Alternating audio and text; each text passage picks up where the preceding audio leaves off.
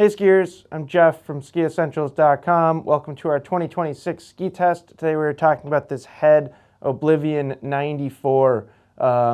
This is a great ski. It's a really versatile twin tip all mountain ski. Works great in the park, works great outside of the park. We actually had two very different people. We had several people on it in our ski test, but notably when I was just looking at footage, we had Bruce on it and we had Ryan on it. Ryan is like a borderline full professional slopestyle skier.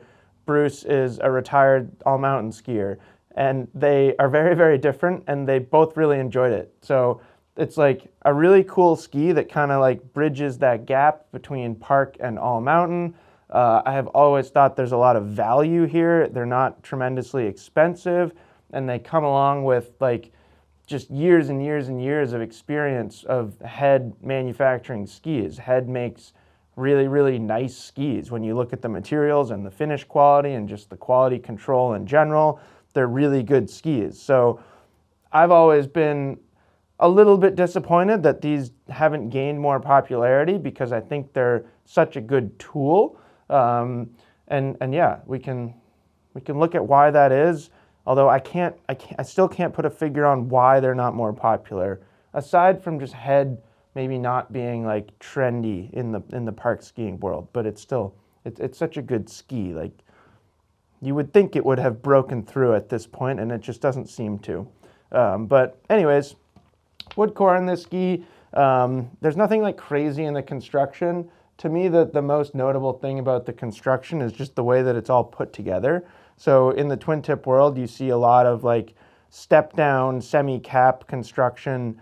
And in the Oblivion 94 here, and in all Oblivion skis, it's true vertical sidewalls, like all the way wrapping around, all the way through the tips and tails. So it's just a very well-built ski, and it's also like, they're true like vertical sidewalls. And what happens when you have that construction or that finish is you get a ton of precision when you're tipping the ski up on edge. Your power is getting transferred like directly to the edge.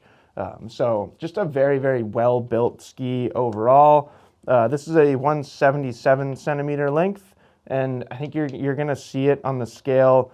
It's gonna not be like, yeah, just about 1,800 grams. So it's not the lightest ski in the world, and again, I think that's just coming from the quality and the build in general. When you have it in your hand, it feels like a really well-made product, and like, sometimes when you're holding a really lightweight ski, it can feel a little flimsy, and I wouldn't say that there's anything flimsy about the Oblivion 94.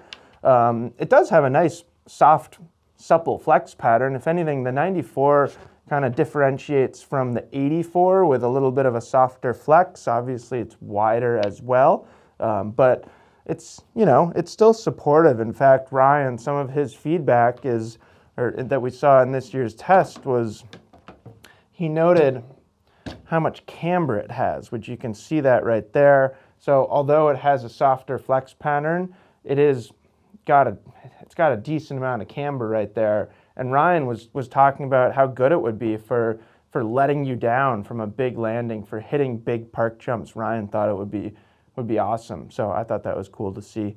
And yeah, so camber underfoot.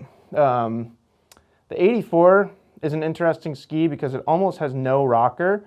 This one doesn't have much either, but it's definitely more noticeable. So if you decamber the ski, you start to see the tail rise about there, and it's starting to rise a decent amount off the snow.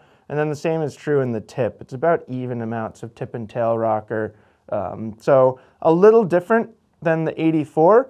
And I think that it does change it overall, like the combination of the width and the rocker profile. The 94 to me has always felt like a really versatile all-mountain ski. It is 100% a really good shape for park skiing, so like no issues there whatsoever. And I think more people would choose 94 width ski at this point in the year 2026, or as we head into the 2026 ski season. This is a little bit more popular than the Oblivion 84, than that width in the park, but it's really good outside of the park too. So the 94 starts to be like that truly versatile all-mountain ski. vertical sidewalls, decent torsional stiffness, so you can make some nice turns on groomers. The rocker profile is going to let you kind of make some shorter, more skidded or more pivoted turns. And then this is starting to be wide enough that you can venture into some trees, even some trees with some soft snow, and have a lot of fun. I have, for a long time, recommended Oblivion skis, both the 84 and the 94, to the kids that I coach or have coached over the years. And a handful of them have actually gone with the 94, and they have all been so happy. And another thing that is huge here is, their parents have been very happy too. Because they're such well-made skis, they last for a long time. We've seen some really, really good durability in the Oblivion 94 or all Oblivion skis over the years. You don't see them delaminate too quickly. You don't see too many top sheet chips or scratches. They have this like really nice textured, durable top sheet finish. So yeah, it's really cool. And I thought it was awesome in our ski test to see good solid feedback from somebody like Ryan, who just rips. He can do double cork 1080s in both directions. And then somebody like Bruce, who's been lifelong skier. I'm not going to guess his age because that feels risky. But you know, a lifelong skier who is now probably slowing down, but enjoys just exploring the whole mountain. And they both got on and enjoyed it. So take a look at the feedback in our ski test.